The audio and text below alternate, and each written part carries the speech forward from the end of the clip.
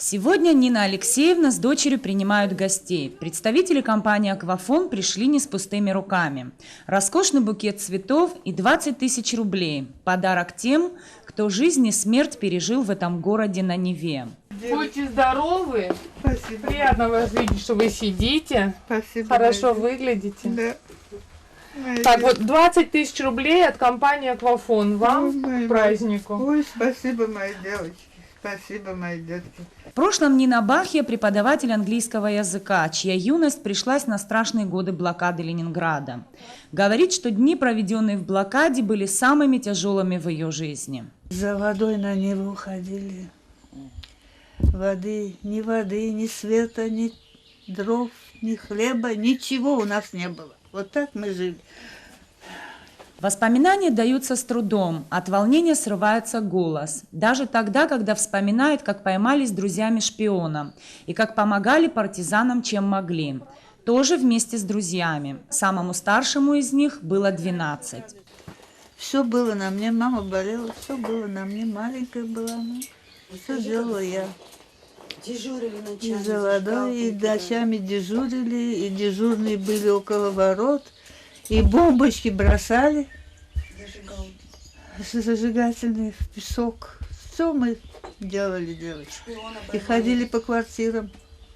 Кто живой, кто не живой, оставались, умирали люди. Нина Алексеевна с 1957 года живет в Абхазии. Здесь она нашла свою вторую половину и создала семью.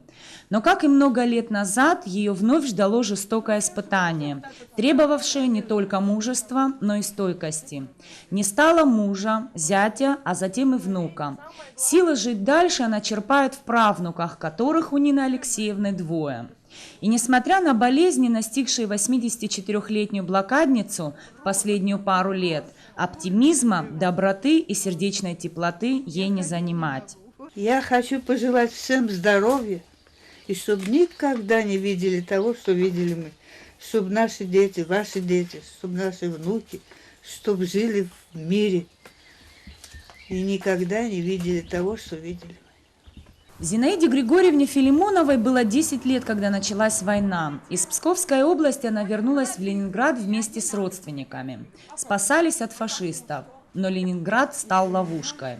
Холод, голод, разруха и смерть. Везде и повсюду. Это очень сложный вопрос. И для меня, вот, честно скажу, столько пережила, я даже не чувствовала эту победу. Да, это, конечно, приятно, ведь это многие люди остались в живых, многие и так далее. А у меня мое горе начиналось с начала моей жизни, с 2 лет моей жизни, когда мне было 2 годика. В канун праздника Победы еще одной нашей соотечественнице, пережившей блокаду Ленинграда, Валентине Георгиевне Матюха, поздравления прислал лично президент России Владимир Путин. В свои 83 года женщина бодра, полна сил и надежды на то, что подобное никогда не повторится. Планета Земля не знала еще того и не знает, что перенес Ленинград. В рамках традиционной социальной акции 76 участникам войны компания «Аквафон» прибавила к пенсии 2500 рублей. Каждый год компания «Аквафон» ко Дню Победы, к этому великому празднику осуществляет целую серию мероприятий для того, чтобы к мероприятиям, которые осуществляются на уровне государства, добавить еще что-то такое, чтобы люди ощущали праздник.